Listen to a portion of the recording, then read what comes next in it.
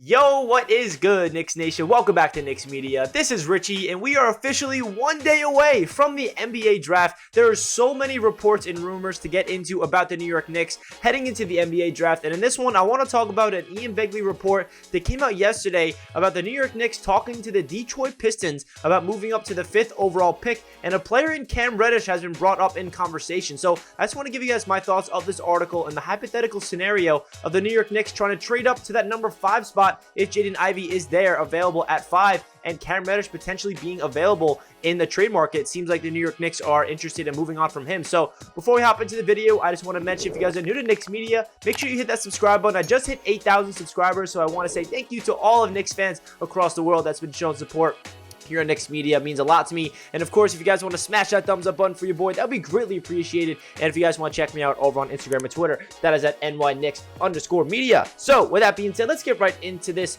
article on SNY.TV. If you guys want to read this article yourself, that'll be down below in the description. So the headliner of this article is sources. Knicks have touched base with Pistons about trading up to number 5 in the NBA draft. Cam Reddish's name has come up in the conversation. And then you go to see what the article has to say. League sources say the Knicks have touched base with the Detroit Pistons about a deal involving the 5th overall pick in the 2022 NBA draft, reports SNY's Ian Begley. Cam Reddish's name has come up in the conversation and would fit Detroit's timeline. The Knicks will also have been linked to the number 4th pick, currently held by the Sacramento Kings, where they would potentially select Jaden Ivey. Begley recently reported that members of the Knicks organization have checked to see which teams have interest in Ivey. Begley reported on Tuesday that it would take a significant price for the Knicks to trade up to number 4, with the cost potentially being multiple picks and one of New York's young players, such as Quickly, Toppin, or Grimes. So I already talked about that report in a video yesterday, if you guys want to check that out. This one, we're going to be really talking about potentially moving up to number 5 and Cam Reddish's name being brought up in a trade. So it's obvious that the Knicks are doing everything that they can to map out every single scenario on draft night of, hey, what if Ivey falls? What if Ivey's available at number 5? They want to make sure that they have a trade package in position for each team at 4, 5, and 6, just in case Ivey starts to slip in the NBA draft. So, in my opinion, if the Knicks can trade up to number 5 and say Ivey is available and Cam Reddish has to be dealt, including a future first-round pick, I'd pull a trigger, to be honest. You guys know I've been making a lot of videos on Jaden Ivey here on this channel, and I really feel like Jaden Ivey is that much of a game changer where it's worth the risk of hitting, throwing a lot of capital and a lot of young players out there just for one player in Jaden Ivey. And I know that it's not 100% guaranteed that Jaden Ivey lives up to his potential, but I think that every single Knicks fan can say with a straight face that Jaden Ivey would be absolutely electric for the New York Knicks. So the Knicks have a really interesting, decision to be made. Which young player are they going to have to sacrifice? So in this one, seeing Cam Reddish being, linked to the Detroit Pistons and the Pistons having some interest, what that tells me is, the Knicks are going to really try to make sure that they hold on to the young core of Quickly, of Toppin, and RJ. Well, RJ's absolutely untouchable. His name's not even being mentioned in any of these trade scenarios, which it should be that way. But the two guys that I am kind of worried about that might have to be traded in order to get Jaden Ivey is Obi Toppin or Emmanuel Quickly. And that's my next point of this video. And I want to hear your guys' thoughts, because you guys know me. If you watch my channel, if you're new to my channel, I have to tell you guys this. I am a very big supporter of Emmanuel Quickly and Obi Toppin, and it would pain me to trade one of those two players for Jaden Ivey. Would you guys be willing to move on from Obi Toppin or Emmanuel Quickly if that means we're getting Jaden Ivey? Because it feels like the only way the Knicks can get this deal done and moving up to the number 4th spot for the Sacramento Kings is if they include one of those two players. Now, if it's between Obi, Quickly, and Grimes, then I'm throwing Grimes in that situation over those two players. But it does seem like the Kings want a big-time player that's ready to win now. And I think Quickly and Toppin, they're developmental pieces, but at the same time, they're going into year number 3, and they look like, young players that are ascending. To answer that question of my own, it really does make me wonder, is it worth giving up one of those two players? If I had to choose one of the two, man, it's tough. Obi Toppin was drafted here as the 8th overall pick, 2 seasons ago. We gave Julius Randle that max contract, so it's kind of unfortunate that Obi Toppin never gotten an opportunity so far with the Knicks to show what his worth is on this team in terms of being in a full-time role. We've only seen Obi Toppin off the bench. We've only seen him in a limited role. When Randall went down with an injury last year for a couple games, we saw Obi Toppin go out there and thrive. We saw Obi Toppin looking like a player that's like, wait a second, we actually have a stud here, and we're not giving him an opportunity to thrive. So it's really interesting to see what the Knicks are going to do with that front in terms of Obi Toppin's development and Julius Randle's future with the New York Knicks. And then you talk about Immanuel Quickley.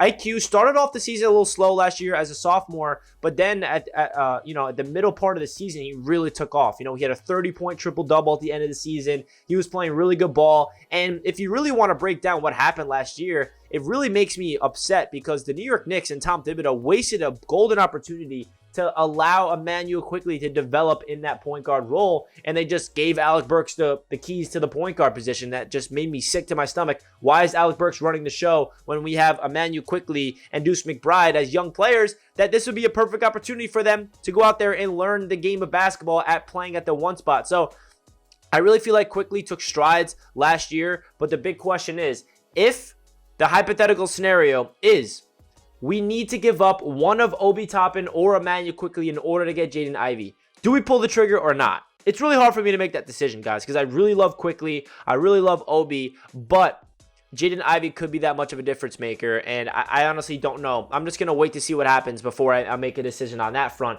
But when we get back to the report that we're talking about today, that being about Cam Reddish. Cam Reddish we traded for last year, a couple weeks before the trade deadline. We gave up that, protected first-round pick from the Charlotte Hornets that we got when we traded down in the draft last year. And Cam Reddish didn't really get a good opportunity to play. He did get...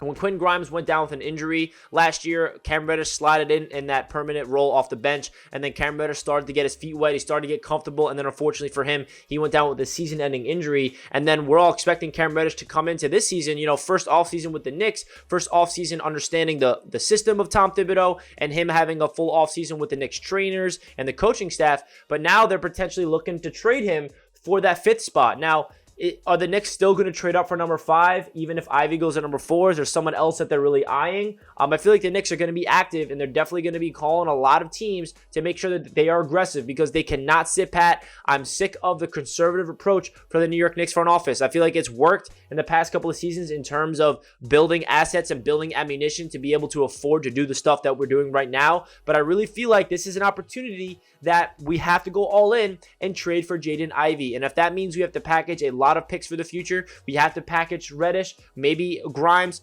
hopefully not Quickley or Obi. I really hope those two guys are untouchable and they do not go anywhere because those are the two players that I really feel like are big-time pieces for the future of this franchise. But like I said, guys, the Knicks have to be aggressive, and you're going to have to pay a price in order to get a guy like Jaden Ivey. And that's something that Knicks fans need to understand. There's no perfect world where we're going to be able to trade up to that 4th spot or that 5th spot without giving up a lot of stuff, including players on the roster right now, that being a Cam Reddish or a Grimes or a Quickley or an Obi Toppin. It sucks, but you have to pay a price in order to get a big-time piece in return, that being Jaden Ivey. So let me know your thoughts down below of this report posted on SNY.TV, written by Ian Begley, that the Knicks are including Cam Reddish in some conversations with the Detroit Pistons for that 5th overall pick. There's going to be a lot of rumblings and a lot of reports and rumors that's coming out leading up to the NBA draft, which is tomorrow night at 8 p.m. Stay tuned for Knicks content here on Knicks Media, where I'll be breaking down everything that the Knicks do leading up to the draft or after the draft, who they draft, what do they trade for? Are they moving out of the draft? Are they trading back? Are they trading up? Are they staying pat at number 11?